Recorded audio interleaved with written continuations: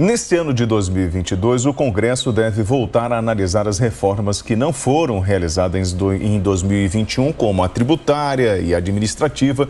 E para saber como deve ser o andamento dessas análises e como as eleições podem afetar as discussões, nós vamos conversar agora com o líder do governo na Câmara, o deputado federal Ricardo Barros, do PP do Paraná.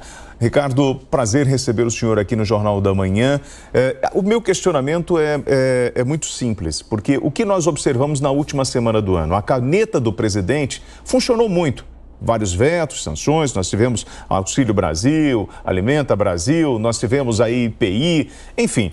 Mas, paralelo a isso, nós temos uma oposição que tenta judicializar, como aconteceu mesmo, questionando o fato do Brasil negar ou rejeitar ou não aceitar a ajuda de 10 voluntários da Argentina. Mas o que a gente observa é que a oposição tenta dificultar cada vez mais o trabalho do governo. Principalmente nesse ano eleitoral, nós vamos esperar esse tipo de postura da oposição? E qual é a estratégia traçada pelo governo para o enfrentamento e aprovar as medidas necessárias para o povo brasileiro?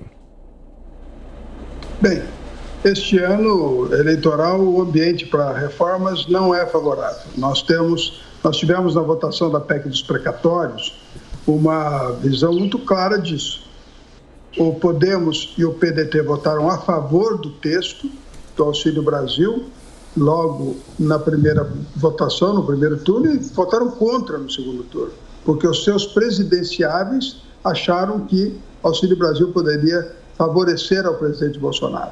Então, no ano de eleição, o posicionamento dos partidos está mais voltado para o interesse dos seus candidatos e não para o interesse do Brasil, lamentavelmente. Então, eu não tenho expectativas de avançarmos. O presidente Bolsonaro votou a reforma previdenciária, que é das mais importantes que nós temos, e votará no seu segundo mandato as próximas reformas, com certeza.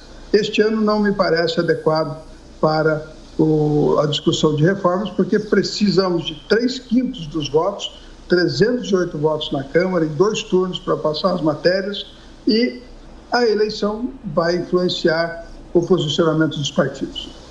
Servidores públicos federais, deputado, estão ameaçando paralisações agora no começo do ano, inclusive uma possível greve geral, se não houver o reajuste salarial. Gostaria de saber do senhor se há possibilidade de uma negociação, se o cenário, no caso, permite esse reajuste. Não há possibilidade de negociação, o orçamento já está votado, não há espaço fiscal e nem recursos para aumento de todos os servidores. O que há é uma reação contra o aumento que foi viabilizado para os policiais, com 1,7 bilhão previsto no orçamento. Então, o governo federal agora vai ter que fazer uma avaliação de como conduzir esse processo. O fato é que nós realmente não temos recursos para dar aumento linear para todos os servidores públicos neste orçamento de 2022, que, aliás, já foi aprovado. Então, pelo que o senhor me disse, nós não vamos avançar em nada nessas reformas. Isso porque, na verdade, os políticos brasileiros estão preocupados na reeleição e esquecem das necessidades do povo brasileiro. É isso mesmo? Bom, vocês viram o posicionamento na votação da PEC do Auxílio Brasil. O PDT votou a favor. O Ciro Gomes ameaçou deixar de ser candidato se o PDT não votasse contra o Auxílio Brasil de R$ 400 para cada um dos brasileiros que precisam por conta da pandemia. E depois o Sérgio Moro igualmente fez o seu partido votar contra. Então, é isso. Nós temos que entender que há um processo eleitoral em andamento e isso tem suas consequências e todos responderão por esses posicionamentos perante o eleitor na campanha e na urna. O presidente Bolsonaro enfrentou 2 anos de pandemia, esses 2 anos de pandemia que de fato atrapalharam a aprovação das reformas. Nós tivemos o Congresso praticamente 1 ano paralisado, sem a frequência dos parlamentares, sem a capacidade do ambiente de articulação para a aprovação das reformas, mas ainda assim muitas coisas avançaram, a desoneração da folha foi sancionada. Nós tivemos aí com a parte de regularização ambiental, licenciamento ambiental, regularização fundiária. Nós temos defensivos agrícolas que são muito importantes para o Brasil aumentar sua produtividade. Nós temos muitas matérias relevantes que ainda queremos votar. A Câmara já votou, mandou para o Senado e nós esperamos poder votar ainda este ano, até o mês de abril, maio, quando as eleições começam realmente a esquentar. Deputado, gostaria de uma análise do senhor sobre as recentes pesquisas eleitorais que mostram aí o ex-presidente Lula em primeiro lugar, Bolsonaro em segundo e uma possível vitória de Lula num segundo turno. Será que o governo federal neste ano de 2022, ano eleitoral, deve tomar novas medidas, principalmente relacionadas à economia, que é a grande pauta para este ano, para conseguir, de repente, reverter este quadro? Com certeza, a economia, a inflação é o grande desafio do governo Bolsonaro para este ano de 2022. O controle dos preços é fundamental e é nisso que o ministro Paulo Guedes deve se dedicar neste período. Nós já superamos vacina, o presidente Bolsonaro já disponibilizou vacina para todos os brasileiros. Eu acredito que o assunto Covid não será um assunto relevante neste ano, lá no final, quando estivermos na eleição, até porque o governo tomou as providências e colocou vacinas à disposição de todos, e o assunto vai ser, de fato, economia. Vamos ver se medidas possam ser tomadas. Embora a inflação seja um fenômeno mundial, em todos os países estamos com altos índices de inflação, porque durante a pandemia paralisou-se a produção e a tomada, faltam produtos e sobe o preço, mas isso não justifica. Para as pessoas aqui, ele vai no supermercado e ele quer preço compatível com a sua renda. Então, este é o grande desafio. É isso que o presidente Bolsonaro deve se dedicar agora para poder vencer as eleições já no segundo turno, com a expectativa de disputar com o ex-presidente Lula. Eu não tenho dúvidas que no segundo turno, após este ano de trabalho, o presidente Bolsonaro será favorito. Então, Ricardo, a maior dificuldade do governo Bolsonaro está na comunicação, porque assim, nós observamos até uma certa atenção dele para divulgar o balanço durante o seu pronunciamento no dia 31, o balanço do governo Bolsonaro, porque nós temos hoje no Brasil a informação e a contra-informação andando o tempo inteiro, ataques de todos os lados nessa guerra política. Então, a maior dificuldade do governo Bolsonaro é dizer para a população aquilo que ele fez no período de pandemia, nos seus 3 anos de governo e o que vem pela frente? Com certeza. O presidente Bolsonaro comprou uma briga com a imprensa, né, desde o início, e sofre as consequências dessa má vontade que existe de modo majoritário na imprensa de divulgar as suas realizações. Por isso é que o presidente precisa de uma boa aliança política, bom tempo de televisão, para, durante o período eleitoral, no horário eleitoral gratuito, mostrar aos brasileiros o que o seu governo fez e avançou para todos os brasileiros. No Nordeste, uma excelente obra de irrigação, não só a transposição, mas poços artesianos em grande quantidade. Nós tivemos aí um avanço fundamental na diminuição do custo Brasil, cabotagem, que é a navegação pela costa brasileira de cargas internas, e também ferrovias, muitos milhares de quilômetros que estão autorizados e que vão reduzir o custo Brasil. E assim vem uma série de outras medidas que o presidente Bolsonaro tomou de forma corajosa, enfrentando grandes interesses para o bem-estar da maioria do povo brasileiro. Então, eu diria que o grande privilégio que o Brasil teve de ter Bolsonaro presidente é que ele é disruptivo. Ele conseguiu romper vários lobbies que há muitos anos escravizavam o país e que agora estão vendo seus interesses serem preteridos em função do interesse de todos os brasileiros. E é assim que nós queremos continuar, fazendo ações que privilegiam a todos em detrimento de alguns grupos que sempre ganharam muito dinheiro restringindo o acesso de brasileiros, criando situações de reserva de mercado, ganhando muito dinheiro, mas em prejuízo do conjunto de todos nós. Agora, deputado, o vice que deve compor a chapa do presidente Jair Bolsonaro para disputar a presidência agora em 2022 deve ser do PP. Já existe algum nome favorito? Na verdade, não. Nem existe esse compromisso também. Mas o o presidente Bolsonaro, o vice sempre é a última coisa que se decide numa campanha, porque depende do conjunto dos seus adversários.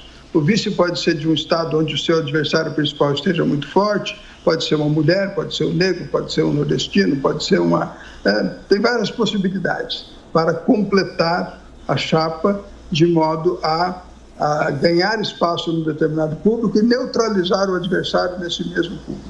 Eu acredito que o presidente Bolsonaro saberá escolher o seu vice, é da sua autonomia escolher o vice, não lhe será indicado um nome, e ele poderá escolher, inclusive, alguém filiado a partidos, mas da sua própria escolha e do seu agrado, porque o vice, como nós temos aí o nosso vice Mourão, que tem sido muito correto com o presidente em todos os seus afastamentos, é preciso que o presidente tenha tranquilidade para poder trabalhar e ter um vice que coopera quando chamado. Deputado, o senhor está com 6 mandatos, não é isso? 6 na Câmara, mais isso, um do prefeito. Perfeito. Bolsonaro, de forma irônica, convidou a esquerda para comemorar através de um panelaço no dia 31 às 8h30 da noite contra 3 anos de sem corrupção. O que mudou em Brasília, já que o senhor está há 6 mandatos aí, o que mudou em Brasília no trato político em relação a essa parte da moeda de troca, do toma lá da cá, da corrupção? O que tem de diferente no governo Bolsonaro? Bem, veja bem, são coisas diferentes para começar, né? A relação do parlamento com o executivo, e as emendas de relator agora deixam claro isso, é uma relação em que a base do governo apoia o presidente apoia a base do governo, através de emendas, de ambulâncias, postos de saúde, escolas, creches, asfalto, tudo que os municípios que apoiam os deputados precisam. Então, isso não tem nada a ver com corrupção. Corrupção é outra coisa. O presidente Bolsonaro criou em cada ministério uma diretoria de integridade, que é liderada por um controlador-geral da União de carreira. E tudo passa por essa diretoria de integridade. Os contratos, as licitações e as entregas de produtos. Então, por isso é que a CPI da Covid ficou 6 meses investigando o governo Bolsonaro e não tem uma linha no relatório sobre corrupção. Não se provou R$1 de corrupção no governo Bolsonaro. Esta, sim, é uma grande alavanca política para a eleição deste ano, no seu segundo turno, quando o presidente vai poder apresentar, emitido pela CPI da Covid, um atestado de honestidade, de integridade do seu governo. Deputado, e o presidente Jair Bolsonaro sancionou nessa última sexta-feira o projeto de lei que prorroga a desoneração da folha de pagamentos. Há orçamento para isso? Sim, o presidente consultou a área técnica do Ministério da Economia e, como era um benefício que já existia, a sua extensão foi dispensada de adequação financeira, até porque já estava ocorrendo esse benefício. É uma interpretação que não dispensa a complementação dos recursos e ocorrerá. Nós tivemos 300 bilhões de excesso de arrecadação, temos dinheiro, mas não temos teto de gastos, não temos orçamento para gastar o dinheiro, né?